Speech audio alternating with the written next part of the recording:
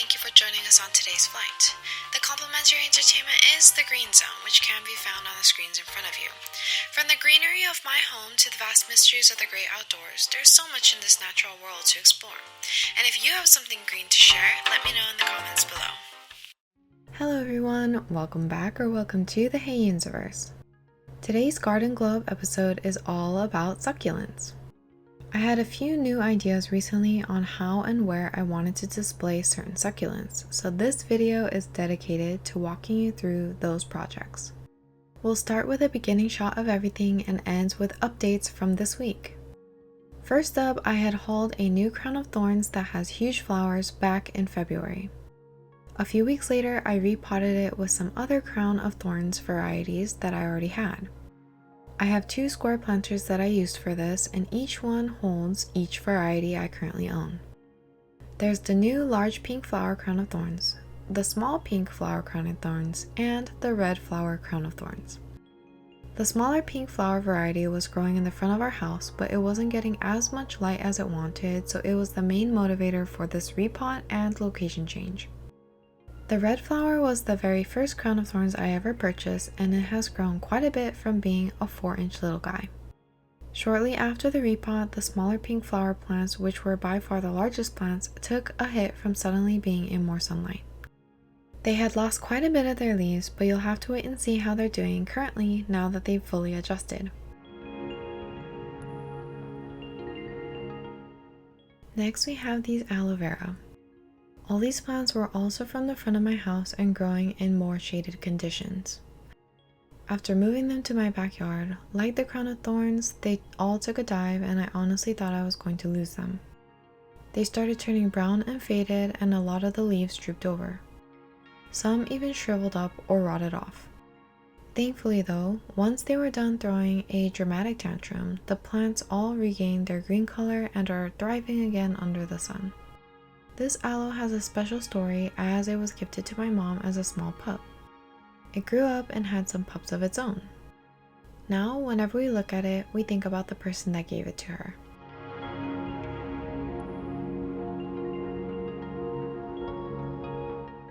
Here we have a miscellaneous pot of succulents. I believe these are maybe a type of graptopetalum, and they are propagations of the succulents we have all throughout our front and backyards. This large one in the front is a Kalanchoe spectabilis, also known as rock purslane. In addition to this pot, I also go through basically every pot of mine that had succulents in them to rearrange them into different pots and displays. Some are developed succulents while others are still just small propagations. I started my plant journey with succulents because I've always loved them, and still do. But they are much trickier than most sources will let on. I've unfortunately lost many a succulent due to not enough water, too much water, and mealybugs. And when succulents are in conditions that they don't like, they rapidly deteriorate. This is unlike other houseplants or garden plants that might give you a few warnings before they majorly start to decline. Over the past 3 years, I've tested many different kinds of cactus soils and soil amendments, as well as several different ways of dealing with mealybugs. I think I've finally hit the sweet spot, but I'm still hesitant to add more succulents to my collection. If I feel more confident in a year's time, maybe I'll try again with some of the varieties I've loved and lost.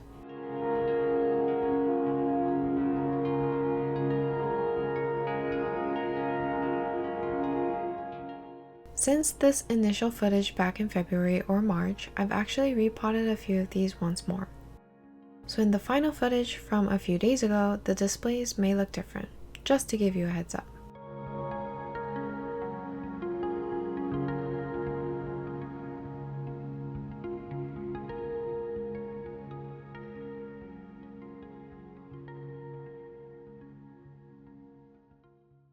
This succulent, the Crassula falcata, and I are in an ongoing battle against mealybugs. For some reason, they really love hiding in the nooks and crannies of this particular succulent more than any other succulent I have. Following that one is a tried and true favorite of mine, the Haworthias. I'm not a huge fan of the glass, clear, jelly looking ones, but these textured types are my jam. They are very low maintenance, prefer lower lighting than most succulents, and don't get affected by pests as often as the other soft-bodied ones do. I don't think I've ever had a pest issue actually, and fingers crossed that they continue being pest-free. They also produce very precious petite flowers. I repotted all of mine to allow for more root growth and space to pup. After the Haworthias, I've got these blue chalk sticks. I'm not sure which Senecio variety this is, but I enjoy the color and visual texture it adds to whatever space it's in. Where I live, it's a popular succulent that both residential and commercial areas use to decorate the landscape. I mixed it in with several other miscellaneous succulents, but this is another planter that I've since repotted.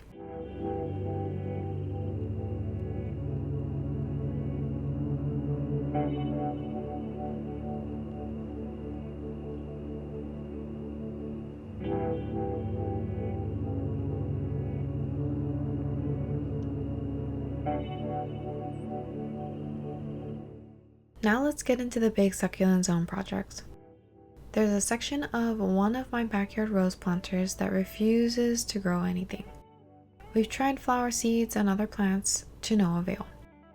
I placed a handful of succulents in this pot to see how they would do, and they were growing pretty happily. So I decided this year to turn the whole section into a succulent zone. Step 1 was to remove some lily bulbs from the area. Next, I propped up a fence to separate it visually from the roses and set a pebble border. After that, I brought all different types of succulents to fill the space. Some were overgrown plants from other pots, some were pups, and some were propagations. The varieties vary from Haworthia to sedum to echeveria to aloe to Kalanchoe to senecio and more.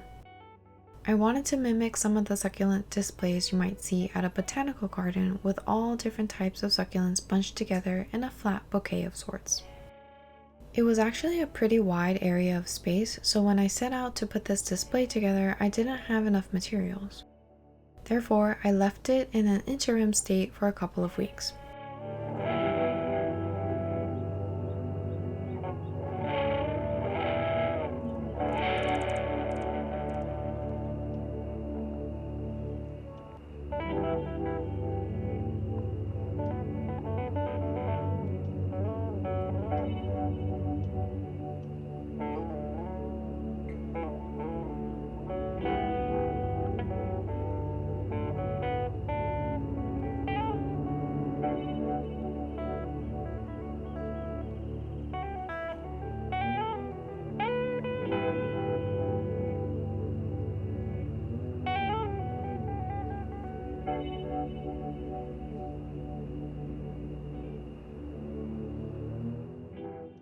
By April, it had already filled out quite a bit. I had added a few extra succulents off camera into the empty spaces left in the interim. To give you a closer look, here's a blue chalk sticks, several Graptopetalum, different types of Haworthia, a Crassula ovata, different types of sedum, an aloe, and a Crassula rogersii.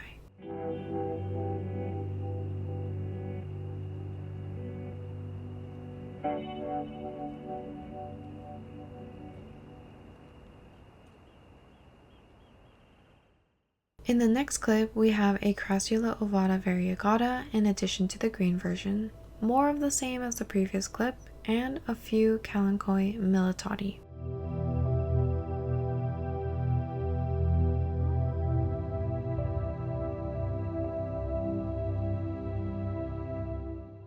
And in the final clip, again, more of the same varieties as in the previous clips.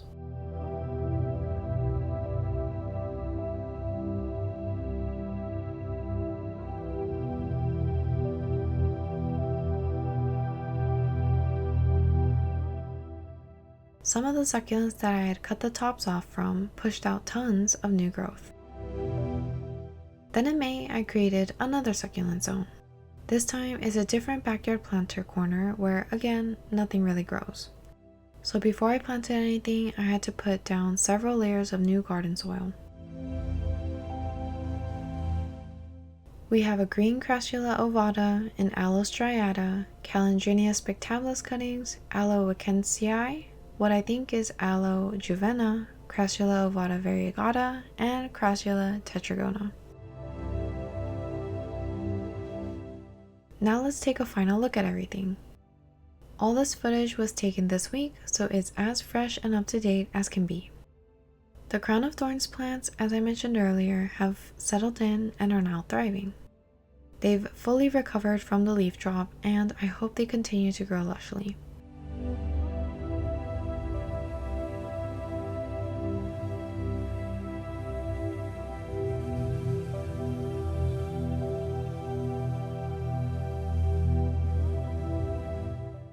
Even the little cuttings that I took are hanging in there and slowly producing new leaves.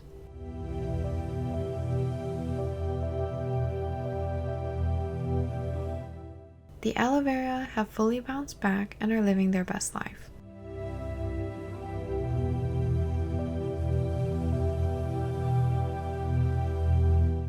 The blue chalksticks, Crassula cephalophora, and the Calandrinia spectabilis have been potted together.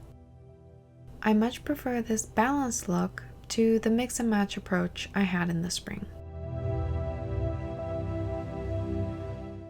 A few spiky friends that were repotted along with the others.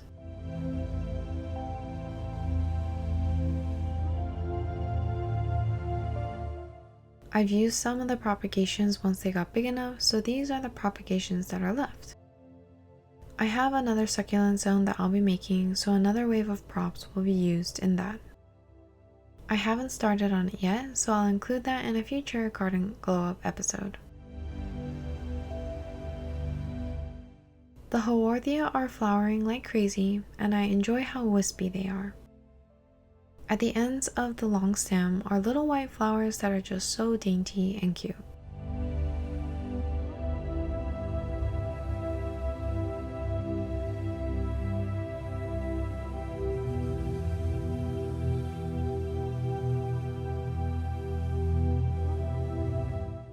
You can see here the Crassula falcata propagation has 2 flower buds coming in, and I can't wait until they bloom.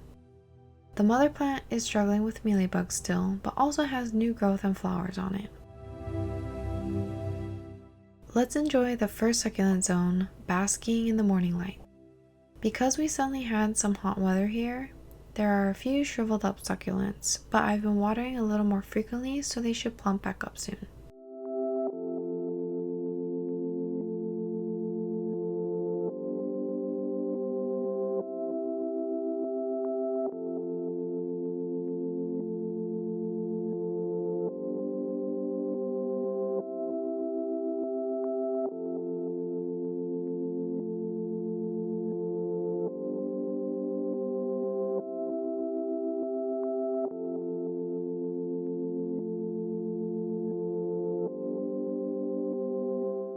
Also, ignore that horrible mess of webs on the Crassula ovata there, and focus on these absolutely adorable Kalanchoe Millotti flowers.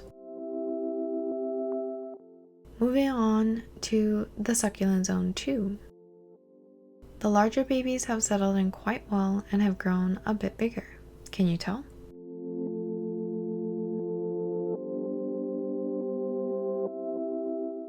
And this is the third succulent zone I'll be working on. There are 3 little aloes here, and I'll be adding in some friends for them. Let me know if you like succulents and which ones are your favorites in the comments below. Thank you so much for watching, and I'll catch you in the next one. As we come in for a landing, Carnelian and I hope you had as much fun as we did on today's adventure. Until next launch, let's stay connected.